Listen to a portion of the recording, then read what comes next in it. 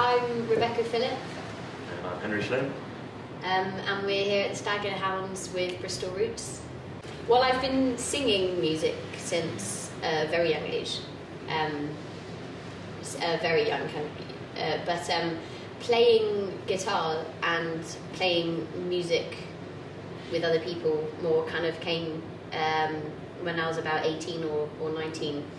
And I used to play in old English and Irish folk sessions in Cornwall and like kind of old-time American music.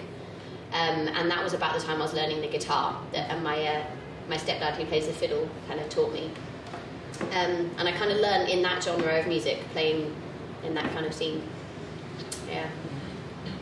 Yeah, my first instrument was actually a trumpet, which my dad gave me when I was 9 or something. He was a good jazz player himself back in his youth, and he always regretted that he didn't carry it on.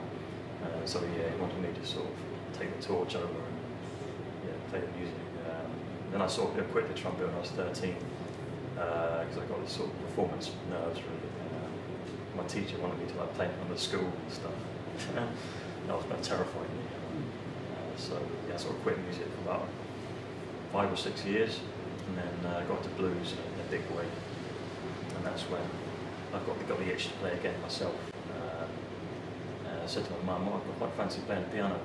So she put me in for a piano lesson at Mickleborough Pianos down the road.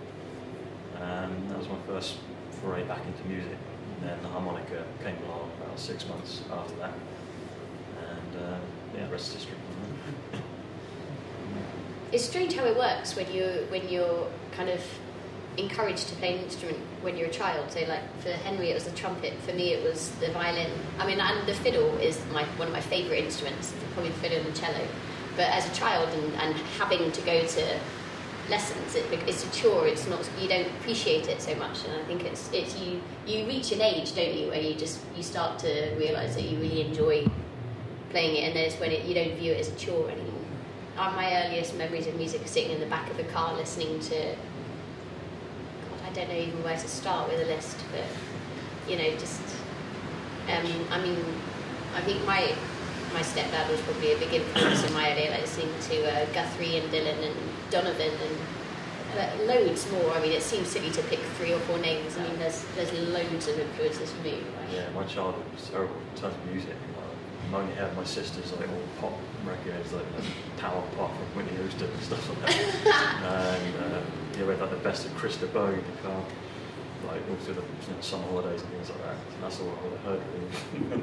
Yeah, my mum's a big ABBA fan. Yeah, and my parents are into classical music in a big way. So my taste has just come from nowhere really. There's no accounting for it. I guess it was all just like inside, kind of waiting to come out.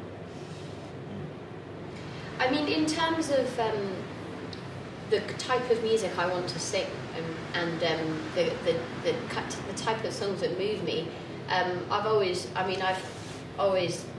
faivourite kind of poet or lyricist has always been Bob Dylan. I think he's just insane, really. But I guess in terms of voices, female voices, I mean, I love Emmylou Harris and Gillian Welch and Joan Baez, but when I was really young, I used to love opera singers like Maria Callas and stuff, and so it's I guess quite a wide spectrum of singers that I love. But I think I have like a natural desire to play old traditional folk songs. I think there's a bit of a role to be played there. For me, I listen to old folk songs and I think they're beautiful, and I love what they are about and the way that they're spoken, and I feel like I want to reintroduce them. I mean, obviously there's plenty of other people doing that as well, but I want to reintroduce them to people who may not have heard them and maybe will appreciate them, and I love playing them. And I think that's important. I think that you listen to these beautiful old folk songs that most people probably won't ever hear, and it's a sad thought, I think, to think that they'll just disappear into the past. And I like when I play them. I think I naturally adapt them. Kind of change them a bit, or kind of make them my own in a sense, and then when we play them together, it's something entirely new as well, which is it's just I find that I just love doing that. I find it really enjoyable. Yeah, exactly the same for me, really. I'm always listening to the old scratchy blues records and stuff. And that's the stuff that really gets me. It's the succinctness of the lyrics, and just really direct. And likewise, I sort of see myself an ambassador of roots music, blues and such, just keeping it on going through the next generations. Yeah, like you want to keep it playing, and it's the best feeling when you discover a new old song, and you get this like overwhelming feeling where you can't wait to just mess around with it yourself and play it. I mean, it's difficult. You want to listen to it all the time, but you also want to start playing it, and it's great. I mean, that's one of my favourite things to do, definitely. And I think the reason that we both love older kind of music is the themes to them, especially. I mean, what they sing about, and it's tragedy or love or something, but it's about quite simple things, like going to work, or like having a true love, and then you get the tragedies that are, it's just nothing to do with kind of modern day lifestyle, like one of my favourite songs, actually, one that we play a bit is Wind and Rain, which is a song about a sister, a girl who pushes her sister into the river because she's jealous of her. So, and then her body floats down the river, and then someone finds it and makes a fiddle out of it. And it's just crazy things like that, that it's written so beautifully, and it's so descriptive, and you don't get that kind of music, I find, these days. But my band is the Slimline Shufflers, and that's sort of three-piece at the moment, playing sort of New Orleans blues stuff, like Dr. John, Professor Longhair, James Booker, big influence, and another band with a piano player in that one called Buku Krasi, which means like very dirty in sort of Creole speak, and that's sort of New Orleans blues as well, but with instead of drums you've got a beatbox, so it's got that kind of modern edge to it. And the other band is Slappy Mama Big Band, which me and Becca are in, and that's just a really fun kind of festival type band, which play all country skiffle stuff. Yeah, so a bit of blues, hokum, that kind of thing. Yeah, which is really fun. Play the old Duke a lot. Stag And Hounds right here. Where else? Places on Bristol Roots. Yeah, Left Bank. I played a lot. It's a bootlegger. It's a new blues bar this year. Canteen once or twice. Canteen, yeah.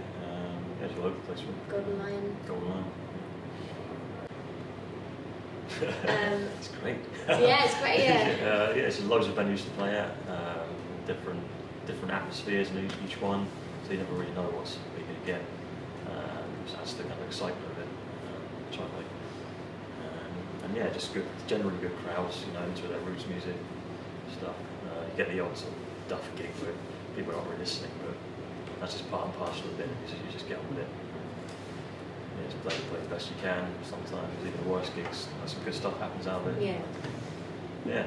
I just really love it. I think for me as well, Bristol's the best place I've lived music-wise, and I think it's definitely a city that I've played the most music in.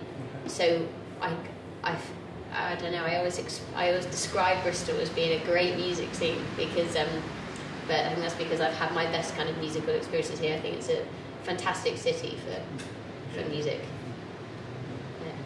We just move on with playing different places, different parts of the country. Like to do touring around different countries.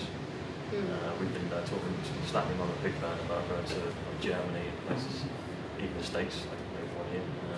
That'd be great. Yeah, awesome. I feel drawn to the States. Definitely. Band-wise and solo as well. I mean, we both love to go to the States and play. That's kind of the mecca of all the stuff we're into. So that's the goal, is to go over there. So